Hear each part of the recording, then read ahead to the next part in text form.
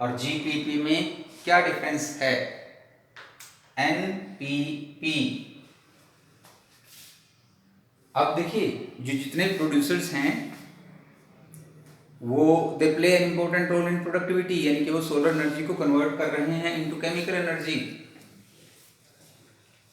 कितनी कर रहे हैं? Total amount of productivity per unit area per unit time is called net total amount of productivity, यानी productivity कहिए और बायोमास प्रोडक्शन। जितने भी प्रोड्यूसर्स वहां पर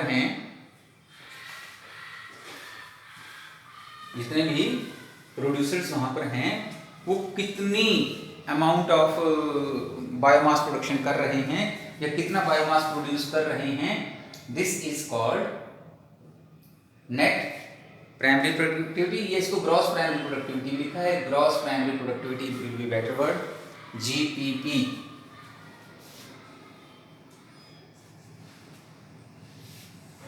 ग्रॉस प्राइमरी प्रोडक्टिविटी, और ये होगी एनपीपी, नेट प्राइमरी प्रोडक्टिविटी।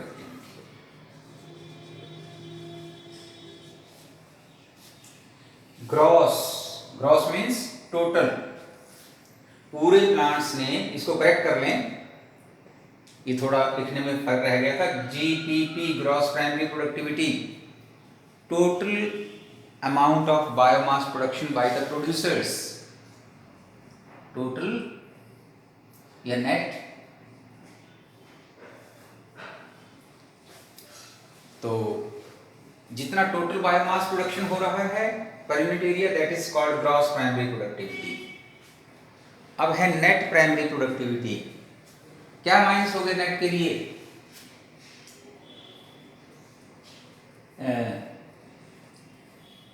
जो प्लांट्स हैं, प्रोड्यूसर्स हैं रादर, दे एस्पायर।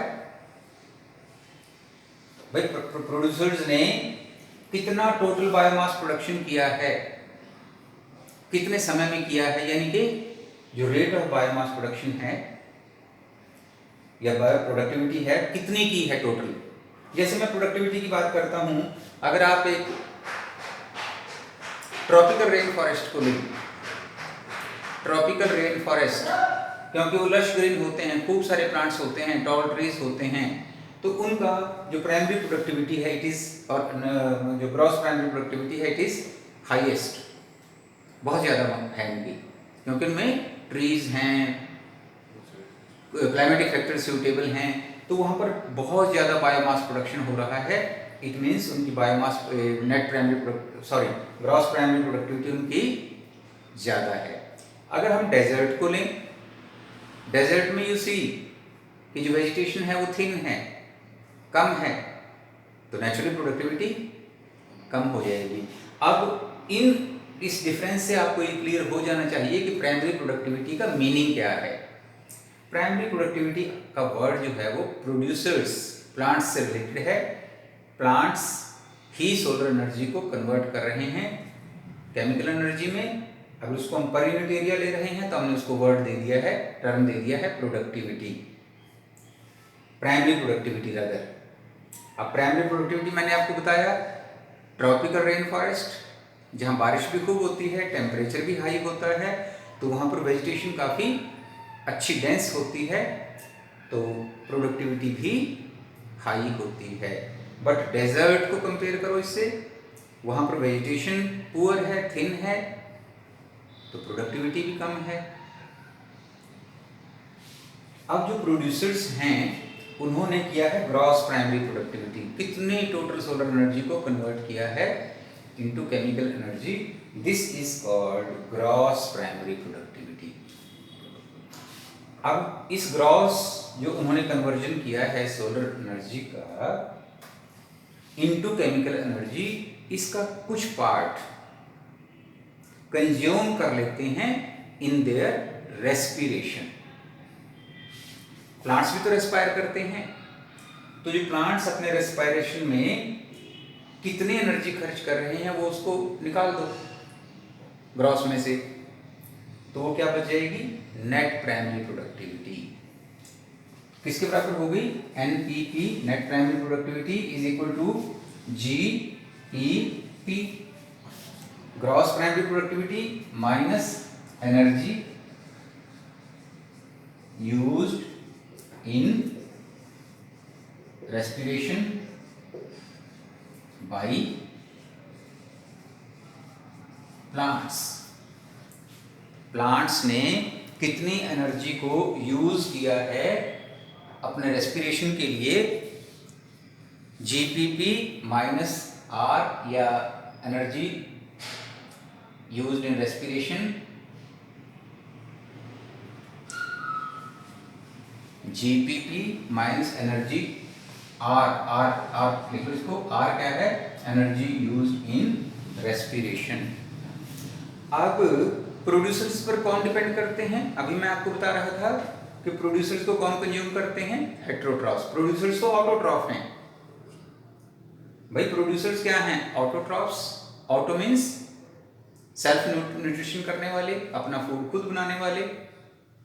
इन्होंने फोटोसिंथेसिस की हेल्प से ही प्रोडक्टिविटी की है, बायोमास प्रोडक्शन किया है, अपना न्यूट्रिशन किया है, तो दे आर ऑटोट्रॉफ्स। इनसे नेक्स्ट आगे कौन से होंगे, हेटेरोट्रॉफ्स, जिनमें आपने कंज्यूमर्स लिए थे। तो कितनी एनर्जी अवेलेबल होगी, NPP net primary productivity, this is available to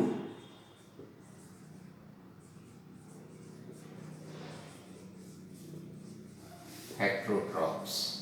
heterotrophs कौन से हैं, consumers, primary consumers, secondary consumers, tertiary consumers, decomposers, ये सब हेटेरोट्रॉफ्स में आएंगे। तो हेटेरोट्रॉफ्स को कौन सा पार्ट एनर्जी का अवेलेबल होगा या कितनी एनर्जी अवेलेबल होगी, it is equal to net primary productivity. यानी कि जो ग्रीन प्लांट्स हैं उन्होंने कितनी टोटल प्रोडक्टिविटी की है, नेट प्राइमरी प्रोडक्टिविटी या सॉरी ग्रॉस प्राइमरी प्रोडक्टिविटी, उसमें से माइनस कर दें R। What is R? R is energy used in respiration by the plants. Green plants ने कितनी एनर्जी को यूज किया है अपने रेस्पिरेशन के लिए, वो ग्रॉस में से माइनस कर दें, तो जो रिमेनिंग प्रोडक्टिविटी रह जाती है, it is called NPP net primary productivity. And net primary productivity is available to the heterotrophs. ये हेटेरोट्रॉफ्स को अवेलेबल होगी। अब जो अवेलेबल होगी किसके लेवल पर चली जाएगी, it is eight the level of consumers. ये बन जाएगी सेकेंडरी कंज्यूम प्रोडक्टिविटी। इनसे आगे हमारे पास कौन सी टर्म आ जाएगी, सेकेंडरी प्रोडक्टिविटी। मैंने आपको बताया था कि सेकेंडरी प्रोडक्टिविटी जो है it is eight the level of consumers. उनको कितनी NPP अवेलेबल हो रही है और उसमें से कितनी वो आगे पास ऑन कर रहे हैं। ये जो अवेलेबल बायोमास प्रोडक्शन है for the consumption of heterotrophs, it is called secondary productivity. अब जो ऑर्गेनिक सेकेंडरी प्रोडक्टिविटी के लिए कंज्यूमर्स हैं वो इस एनर्जी को यूज करेंगे और अपना ऑर्गेनिक मैटर प्रोड्यूस करेंगे। इस ऑर्गेनिक मैटर को प्रोड्यूस करना एट द लेवल ऑफ, यानी कि production of organic matter at the level of consumers और heterotrophs is called secondary productivity. क्या डिफरेंस हो गया दोनों में, व्हाट इज डिफरेंस। अब आपको डिफरेंस पे क्वेश्चन दे सकते हैं कि दोनों में क्या डिफरेंस है। अब मैंने आपको क्लियर कर दिया है, ट्राई करें 2 मिनट के लिए डिफरेंस लिखने के लिए कि प्राइमरी में और सेकेंडरी में क्या डिफरेंस है। मैं आपको 2 मिनट दे रहा हूं, ट्राई टू राइट डाउन, थोड़ा कोशिश करें।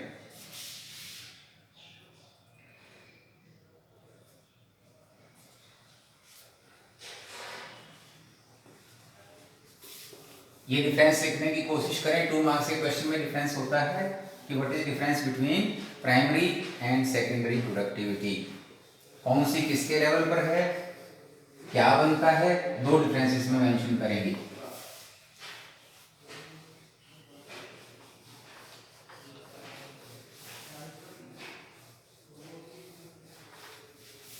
ये पहला एस्पेक्ट है किसी भी इकोसिस्टम के सस्टेनेंस के लिए।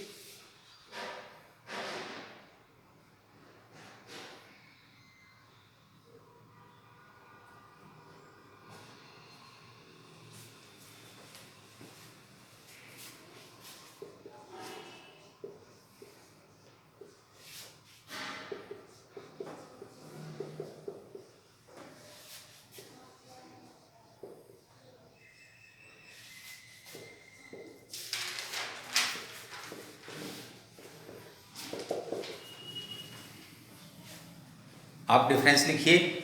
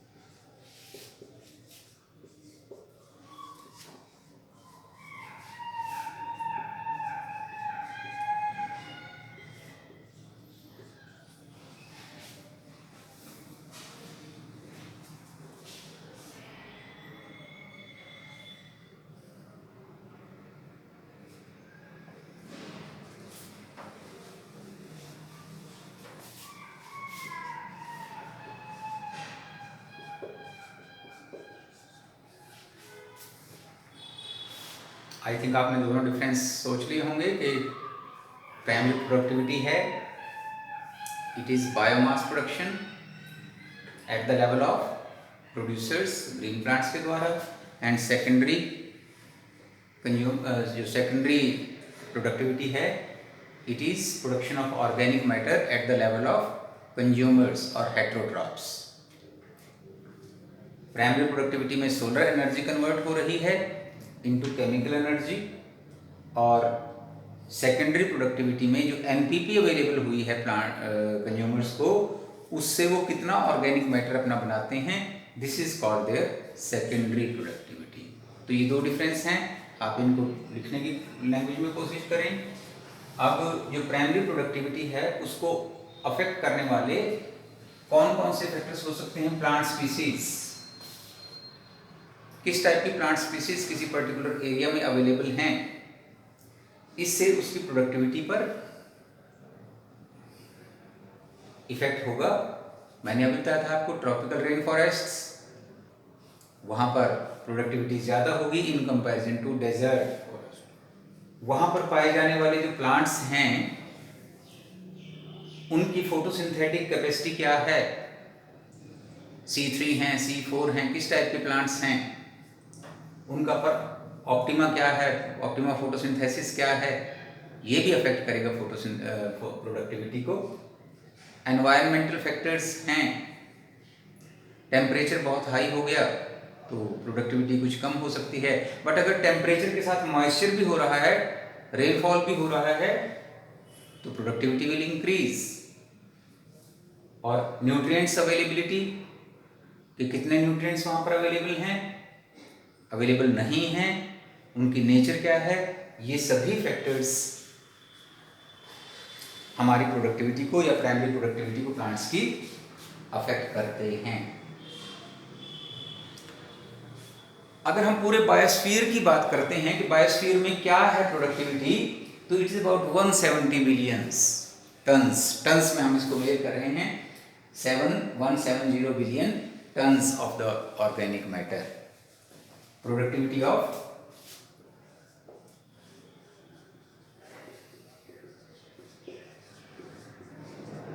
बायोस्फीयर।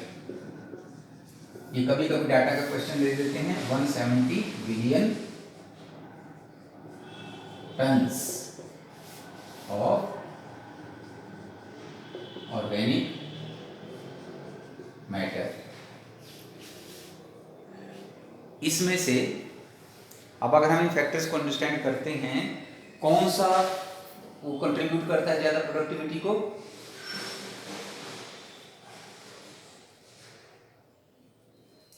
जो हमारे एक्वेटिक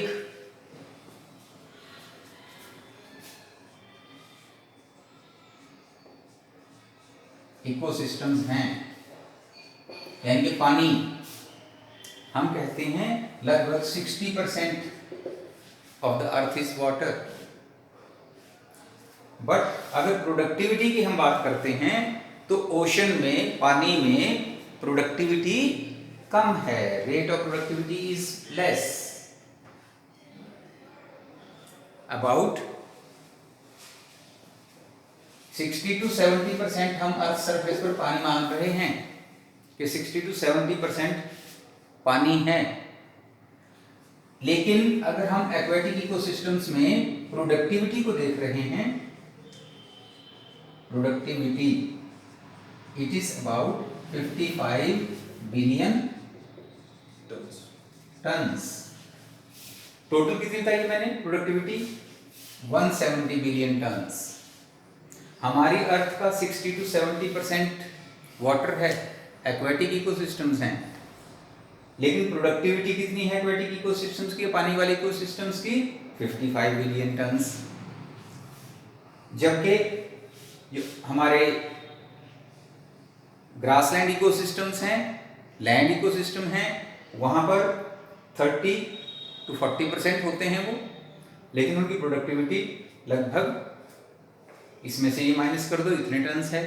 तो ये डिफरेंस का कारण क्या है, ये 4 फैक्टर्स आपको बता देंगे।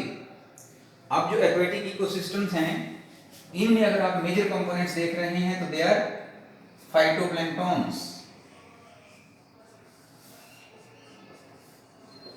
क्या है वो, फाइटोप्लैंक्टन्स, स्मॉल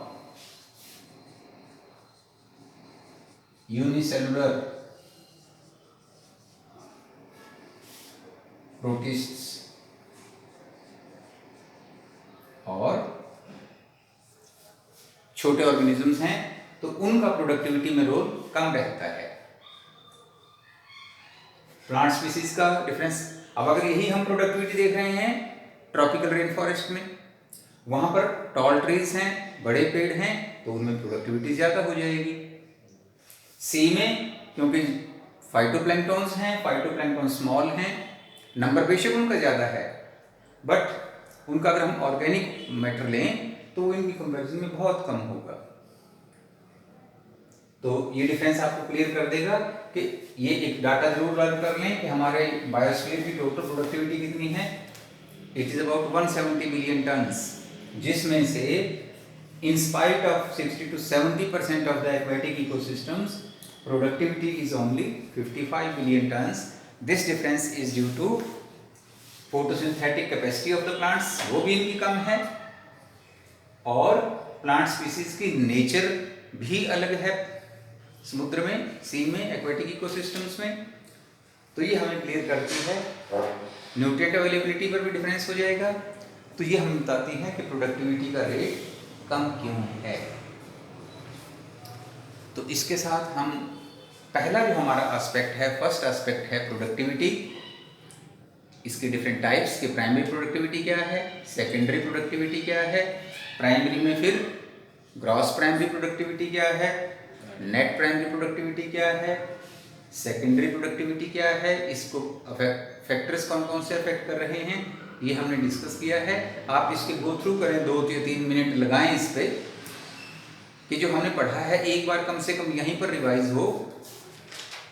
4 या 5 मिनट्स का टाइम मैं आपको दे रहा हूँ, रिपीट करें, then we will discuss another aspect which is decomposition. आप इसको पूरा फुली कंसंट्रेट करके देखिए।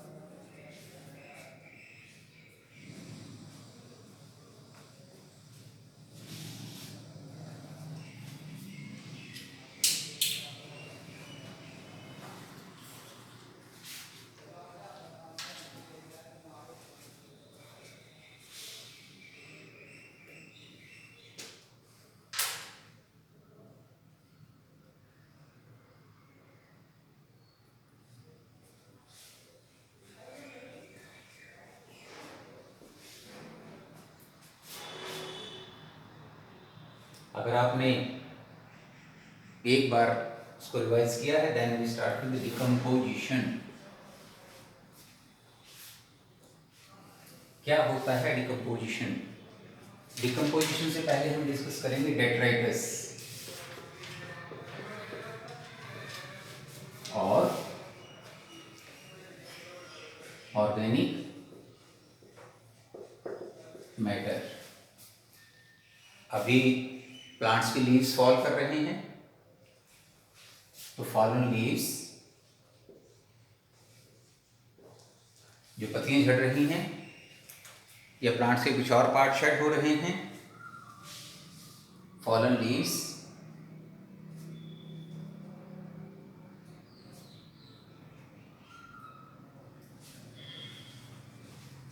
एंड अदर पार्ट्स, बार्क हो गई जैसे,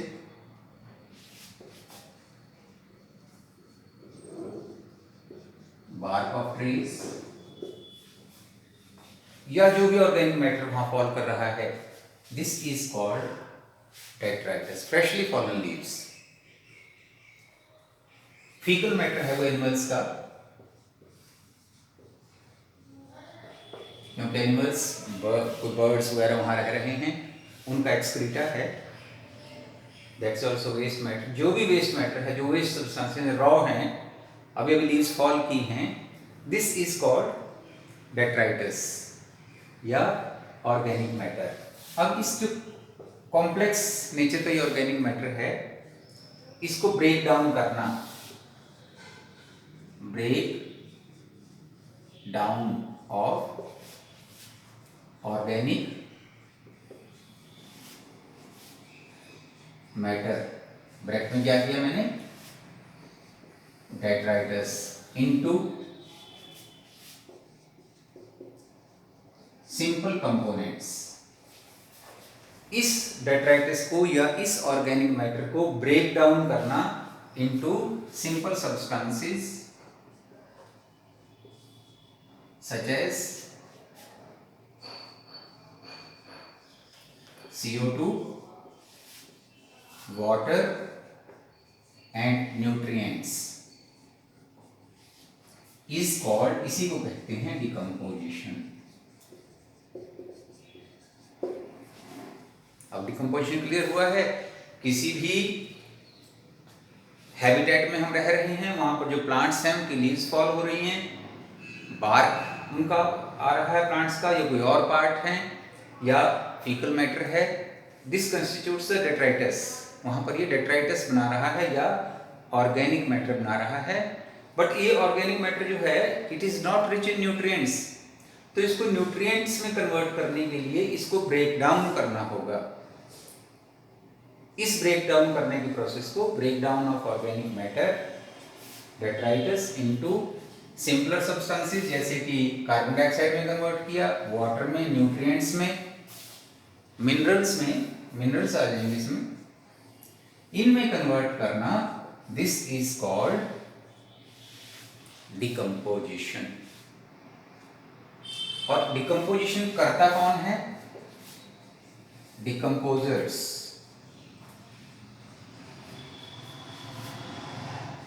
हेल्प इन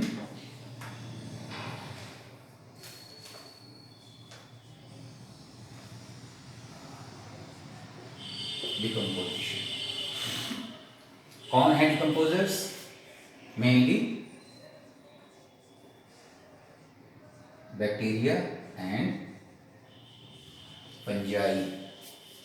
बैक्टीरिया और फंजाई डिकम्पोजर्स का रोल प्ले करते हैं और वो डेट्राइटस को या ऑर्गेनिक मैटर को ब्रेक करते हैं, रॉ मटेरियल को इनटू कॉम्प्लेक्स सिंपल मिनरल्स में कन्वर्ट कर रहे हैं। तो ये रोल प्ले कर रहे हैं bacteria. Steps of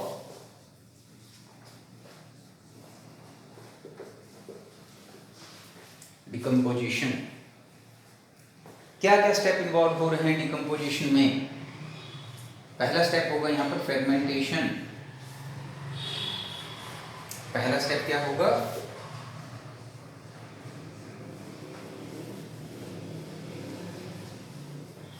fragmentation. Second is leaching. Third is, ये स्टेप्स हैं, कैटाबॉलिज्म।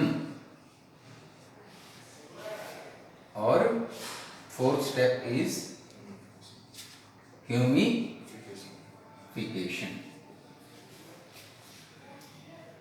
तो डिकम्पोजिशन होने के लिए what are important factors. The first process का पहला स्टेप क्या है, it is fragmentation.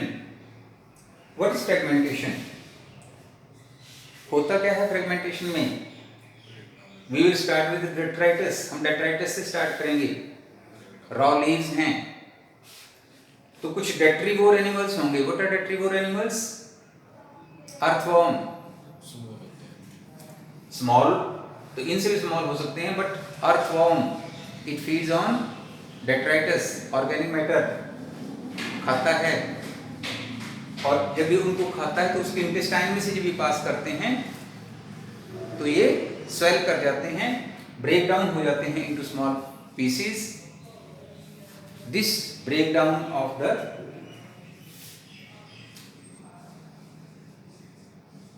breakdown of detritus. अब मैंने कहा है कि अर्थवॉर्म, एक ही एग्जाम्पल काफी है आपको समझाने के लिए। अर्थवॉर्म्स, इनको फ्रेंड्स ऑफ फार्मर भी कहते हैं ना। तो क्यों कहते हैं? Because they play important role in decomposition. इसी डिकम्पोजिशन से ही तो fertility of the soil increase होगी। तो ये क्या करते हैं, पेलेट्स को, घास, जो पेड़ फॉलन डेट्राइटिस है उसको खा करके इनकी इंटेस्टाइन में से जब ये पास करता है तो इट स्वेल अप, फ्रेगमेंटेशन से स्वेलिंग ऑफ डेट्राइटिस हो जाएगी। और ये पहला स्टेप होगा डिकम्पोजिशन। ये जो इंटेस्टाइन से पास आउट सोलन मैटर होगा, इसमें लीचिंग होगी। Leach means it's percolation with water, पानी के साथ ये जो डेट्राइटिस है, फ्रेगमेंटेड डेट्राइटिस, ये लीचिंग करता है। Leaching, sipping of the this matter with water, पानी के साथ मिलकर के आयंस के रूप में ये धरती में ही एंटर कर रहा है। तो this step is called leaching. फिर catabolism. Catabolism means break down. इसमें कुछ ब्रेक डाउन रिएक्शंस होंगे जो कॉम्प्लेक्स सब्सटेंसेस को ब्रेक करेंगे इनटू सिंपलर सब्सटेंसेस, क्योंकि कॉम्प्लेक्स सब्सटेंस को प्लांट्स भी कंज्यूम नहीं कर पाएंगे, तो उनको catabolic reactions, break down reactions होंगे। और ये ब्रेक डाउन रिएक्शंस कन्वर्ट कर रहे हैं फ्रेगमेंटेड डेट्राइटिस को, कैटाबोलाइज करेंगे, ब्रेक डाउन करेंगे, और फिर ह्यूमिफिकेशन होगी। ह्यूमिफिकेशन होने से क्या है, इसमें एमॉर्फस सब्सटेंस इंक्रीज होगा, ह्यूमिफिकेशन होगा।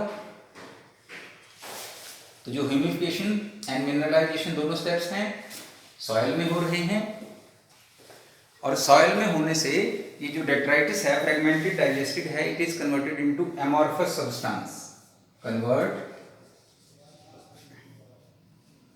कैटाबोलाइज्ड detritus into amorphous black colored, काले रंग का substance called humified detritus। अब इसमें न्यूट्रिएंट्स खूब आ गए हैं, plenty of nutrients are there, minerals are there. तो ये जो हमारा डेट्राइटिस है वो कन्वर्ट हो गया है बैक्टीरिया के द्वारा। अर्थवॉर्म भी डेट्राइटिस